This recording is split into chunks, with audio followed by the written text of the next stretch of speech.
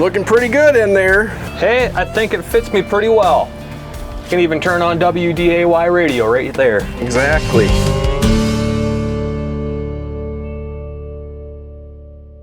Turner, how's it going, man? Pretty good, Justin. How about yourself? Hey, I'm doing well. Thanks for meeting me out here at the Ag PhD Field Day.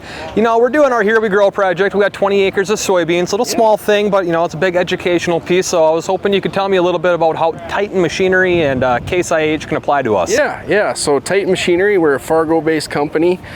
We sell the Case IH product line as well as New Holland agriculture and Case construction. Today we're at the Case booth. I'm more familiar with the Case IH product, so we'll go from there and basically walk around the various equipment and see what it all takes to grow the soybeans. So maybe, you know, we're just coming out of spring, kind of starting to think towards fall, but how about we start at the beginning and go look at this planter here and talk about that. Hey, sounds good to me. Alrighty.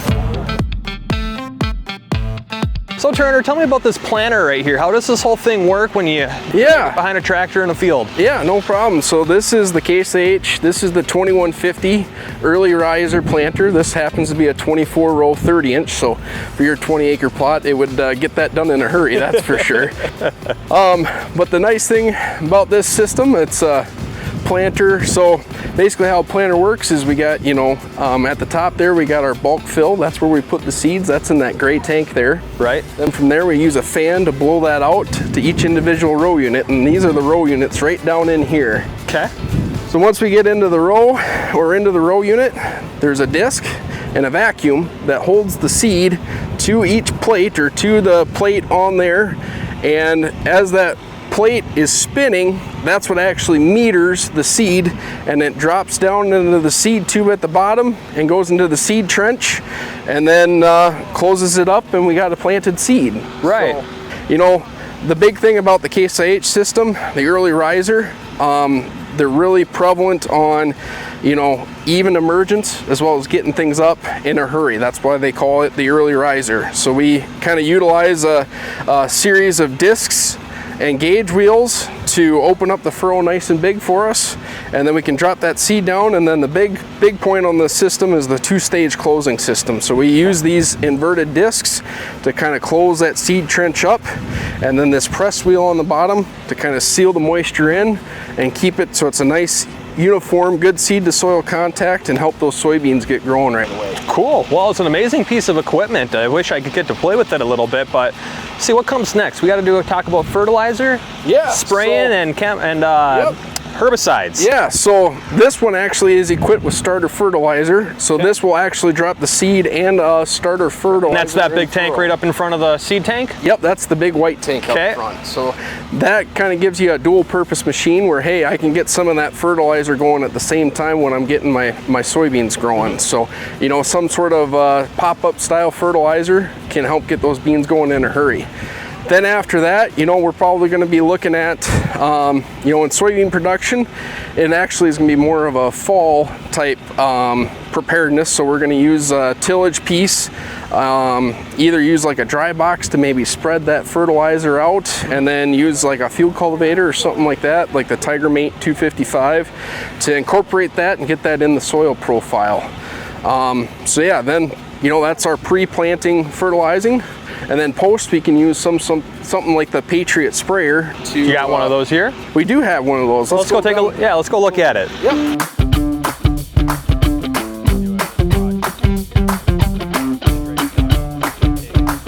Well, Turner, we got our crop in the ground now. We have to worry about either post-fertilization or weed control. So what can you tell me about this Patriot sprayer system here? So yeah, this is the new 50 series Patriot.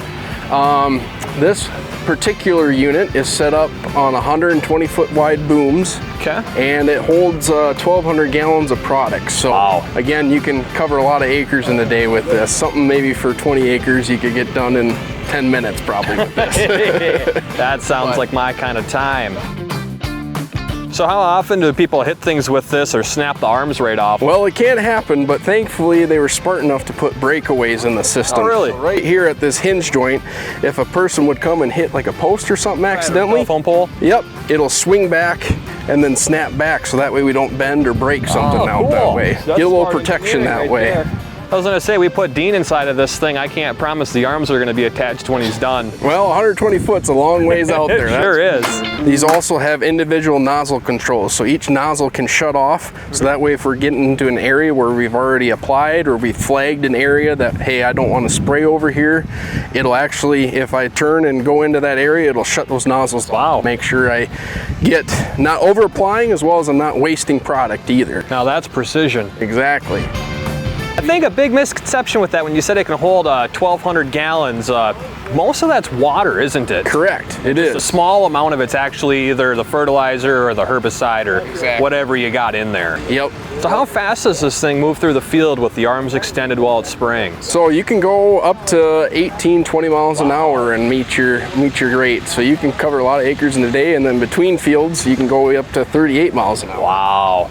A big thing on this particular model, or the Patriot Series sprayers, is we have the Aim Command Flex system. Okay. So it uses pulsing nozzles to alternating pulsing nozzles to maintain our pressure, which helps with our droplet size. So that helps prevent drift and things like that.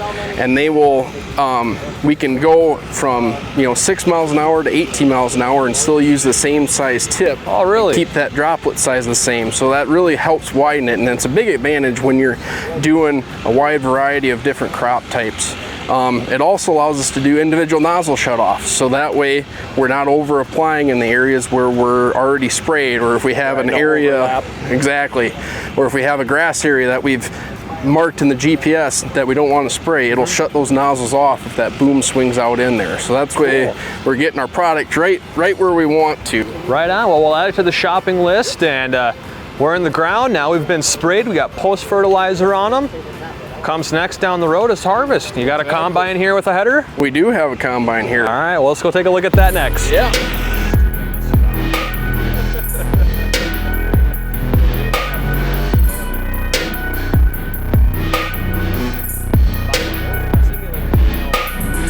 Looking pretty good in there. Hey, I think it fits me pretty well. You can even turn on WDAY radio right there. Exactly. And surround sound. So what do we got attached to this thing right now? Looks like we got, what, 2, 4, 6, 8, 10, 12, 14, 15, maybe 16 row header here? This is actually a 12-row corn head. Oh. But yeah, this is a corn head for a corn crop. For your soybean crop, you would use something like a flex draper or a platform style head, something that's got a sickle with knives all the way across, and then use a draper belt to basically a conveyor belt to gather it in and feed it into our feeder house, which is right below us here. Cool. And 12 heads, that a pretty good size for a corn header? A 12 row is a pretty good size. You know, they do make 16 and even some 18s out there, but a 12 row is, I would say, our most common size that we have. 12 or 8 row. So how fast is this thing moving through the field when it's sucking up corn, or in our instance beans, with a different header on? Yeah, so you know, it all depends on yield, right? So the biggest thing with the combine is we want to make sure we're not losing our grain out the back. So if we got the capacity to handle it, this machine will go anywhere up to even 6.5, 7 miles an hour harvesting if it was a lighter crop or less capacity. So you can really get some acres done in a day with today's modern farm equipment. It sure does. How much does the tank hold back here when it's sucking up the beans and the corn? How many so this holds, or yeah, this one holds 410 bushels. So if you think about that in a corn application, you know, that's like 24,000 pounds of grain when all the way full. So it definitely can hold a lot of crop. So 400 some odd bushels. How does that relate to a semi truck? Is that like half a semi? Usually about half a semi. Half a semi with one full tank in the combine. Well, let's go down there. Show me how these things work, the headers, when the corn gets sucked into them. Yeah, no problem. Don't stick your leg in there while... Deer that have gotten sucked in those sometimes accidentally. Cool. These things lift up too? Yep. So these lift up, and then we can actually pull this lever here. And the gas shock, so that way we can get down in there and service it or fix anything if we need to. Cool. Well, tell me how it works. Obviously the corn is funneled between the rows. Yep. But what happens once it gets sucked up in here, and where does it go? Yeah, so the corn, you know, we plant that in rows, and then the ear is always right about here, you know, usually on most varieties. And what happens is, as we're going through the field, these are spinning. These are called your stock rolls, and they spin like this. And that takes that stock and starts pulling it down. And then I hit my deck plates or my stripper plates, so that way when I hit that with my ear, it shears the ear off, and then my ear is laying flat. From there, these are the gathering chains that take the ear, bring it back to my auger, and then in that auger, that brings it across and then into the feeder house of the combine to get put into the combine and get started to get threshed. Yep. Right on, that's cool. Yeah. So that's kind of the same process with beans. Obviously, it's a different setup. I don't know if you have a bean header here. We don't have a bean header here today, but basically instead of being in rows, there would be a knife that runs all the way along the whole cutter bar. Okay. And then that cutter bar or the frame flexes and contours on the ground, mainly because, you know, beans, our pods can be down this low, so we got to shave that ground to get all of our yield. So that sickle will cut the plant, the reel will help push the rest of the plant in, and then it'll go onto our draper belts. And that draper belt is basically a rubber conveyor belt that will then feed it in, and then we have another conveyor belt that turns this way that feeds it up into the combine. Right on. I never knew it looked like this under here. Yeah, there's a lot under there. What's going on in here? What are all these belts and pipes for? Well, you know, a combine's a pretty complex machine. You know, we're taking a whole crop in and we're separating out so we just have the grain. So we're doing all that action, as well as we're getting our residue, the stuff we don't want, sized and spread across the field so that way it breaks down and doesn't cause us any issues for the next year. So there's a lot of different components to this system, but right in this area is the heart of the machine. This is called the rotor. Okay. And the rotor, it's a spinning cylinder that has basically rasp bars or friction things that rub the crop together, and that's what actually threshes the grain and gets it out of the pods on your soybean field.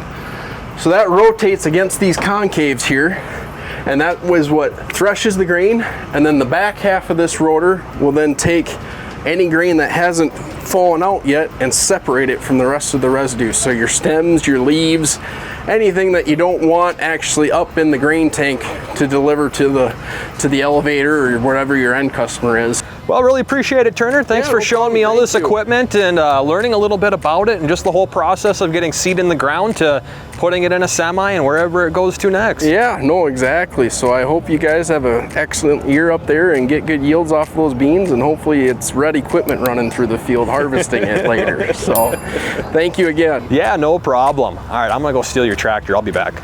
Hey, hold on a second.